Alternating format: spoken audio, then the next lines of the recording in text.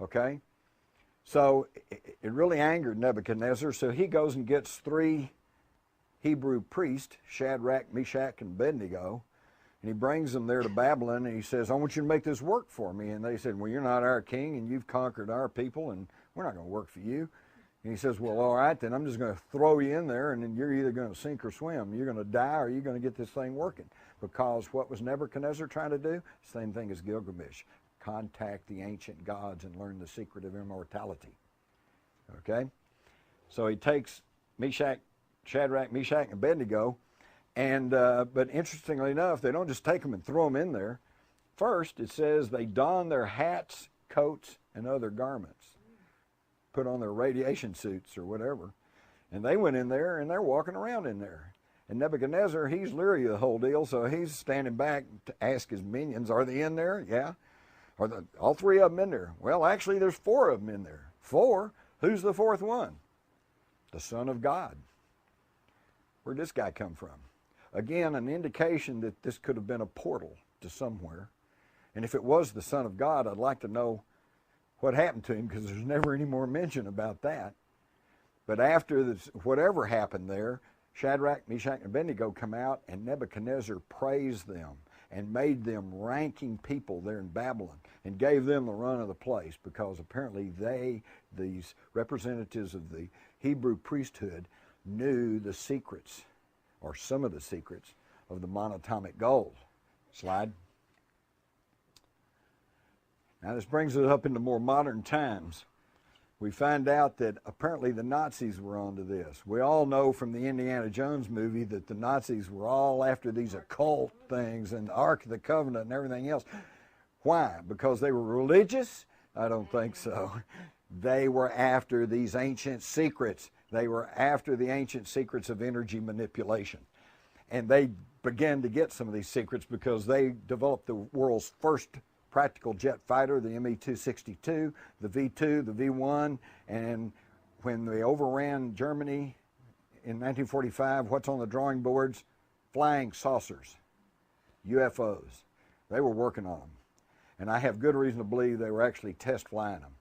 In fact, if that war had stretched on maybe even another 6 months, there's no telling what they might have come up with. And who was in charge of all that? A very mysterious SS general by the name of Hans Kammler. He was in charge of all of their leading edge technology. And he's the one that brought Werner von Braun and von Dornberger and the rest of them from Peenemünde and brought all the rocket research down into Munich. Why? I think because they were closer to the American lines and they wanted to give up to the Americans because they knew they'd be well treated and they knew that they could work their way into America, which is what they did through Operation Paperclip. Now, according to von Braun, he wanted to resume testing of the V-2s, and Kammler told him, no, I'm going to hand the V-2s and you folks over to the Americans in exchange for immunity. But a little later, he told von Braun, I'm going to disappear and you're not going to hear from me again. And sure enough, he dropped from sight. And even though there were reports that Kammler was seen in the United States in the 50s and early 60s, there is no record of what happened to him. But we know that he did not turn over the V-2s or the V-1s. Okay? But yet, if he was in the United States and if he did survive the war, what did he hand over to the Allies in exchange for immunity? The secret of anti-gravity, the secret of the white powder gold, the secret of the manipulation of energy, because he was also tied to experimental work that was done at what essentially was a super collider, super collector in western Poland, the ruins of which are still there. Slide. And we have a lot of tantalizing evidence that the Allies did get hold of such technology, because in this article from the early 1950s, the gravity engines are coming, the G engines, meaning gravity. And we have huge, very prominent aviation pioneers like L.D. Bell saying, we're already working on nuclear fuels and equipment to cancel out gravity. And Bill Lear, developer of the Learjet, all matter within the ship would be influenced by the ship's gravitation alone. They were beginning to crack the door open on the secrets of the manipulation of energy at the atomic and subatomic level. But bingo, it all goes dark. It's like it didn't happen. And when they finally rolled out the Avro car, which was a joint saucer development between Britain, America, and Canada in the late 50s. They rolled out this flimsy-looking thing that wobbled around a little bit, and they said, gee, it didn't work. Was this simply a cover for their anti-gravity research? And this leads into the fascinating speculation of, is there a dark, shadow government-run alternative space program? And it even gives me the thought, some of you may be well aware of the controversy over whether or not we actually went to the moon because of the problems in weight and in thrust and in the expansion, expendable of fuel, this expending of fuel, et cetera, radiation, because the Van Allen belt stretches, according to Van Allen, for thousands of miles further than NASA wants to admit, which means they would have been bombarded by intense radiation, which would have been fatal. So how do they get through all of this? And there seems to be a legitimate controversy over that. And yet I have spoken to the astronauts, and I'm still not prepared to say we didn't go to the moon. Perhaps we went to the moon using technology other than what we've been told. And maybe even the astronauts themselves don't know. Perhaps they were put in a rocket, and the rocket was shot into space. And during that period when they're blacking out and not all with it, the anti-gravity kicks in and they're pulled or pushed through this super technology. Speculation, but it could explain that anomaly. And we also have General Nathan Twining's memo of 23rd of September 1947, where he's talking about UFOs. And he says, the phenomena reported is something real, not visionary or fictitious. They knew at the beginning in 1947 that this was all real. September the 23rd is an interesting time period because this was just 2 months after the crashes in Roswell, New Mexico. It's also the same day that President Truman signed the National Security Act of 1947.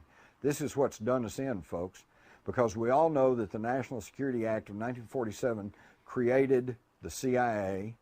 We know that it changed the name of the War Department to the Defense Department, a little PR change.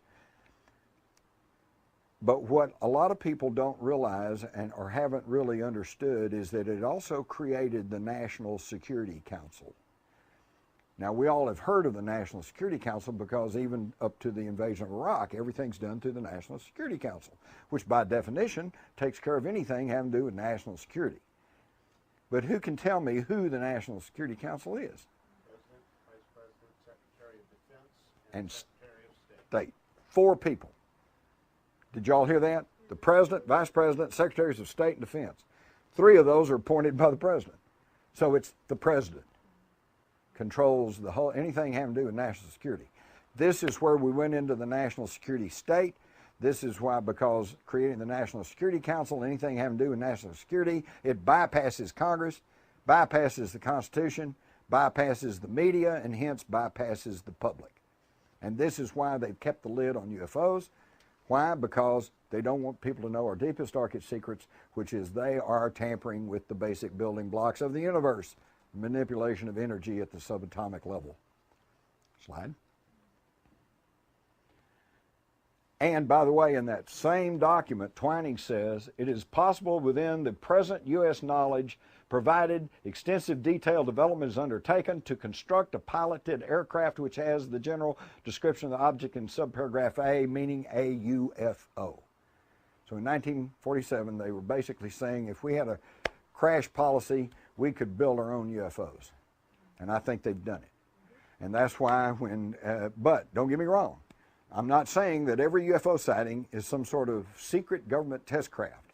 A bunch of them are, but not all of them. In fact, there is good evidence to suggest that we are in an undeclared, under-the-table, covert war with extraterrestrials. And we're not being told about it. And it kind of makes a mockery of freedom and democracy, doesn't it? And here's the Avro saucer, and they're all going, well, gee, it just didn't work. And that was the end of that. And this has never been talked about. In fact, to this very day, some of you probably understand what I'm saying. If you go to our centers of higher learning, or if you go to the large corporations and you start talking about anti-gravity, they